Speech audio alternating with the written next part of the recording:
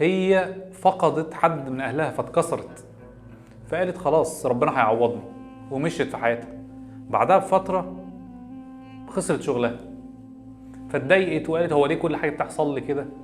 لكن المصيبه الاكبر ان بعد فتره من ده فقدت حد تاني من اهلها، فابتدوا الناس يهون عليها ويقولوا لها برضه عوض ربنا هيجي، وهي من جواها انا مصدقه ان عوض ربنا هيجي.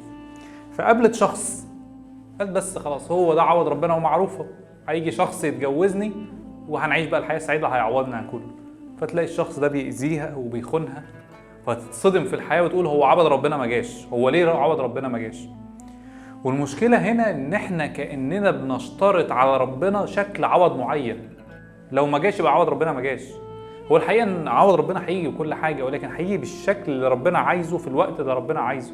طب احنا دورنا ايه؟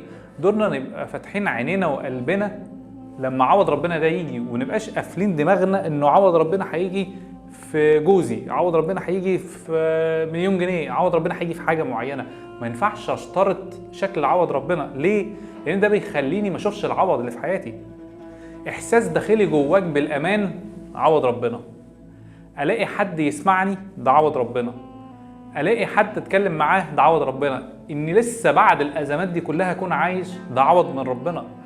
ومهم ابقى عارف ان قصتي لسه ما خلصتش، قصتي فيها حاجات كتير، عوض جاي، بس العوض مش هيجي وانا قاعد مستنيه.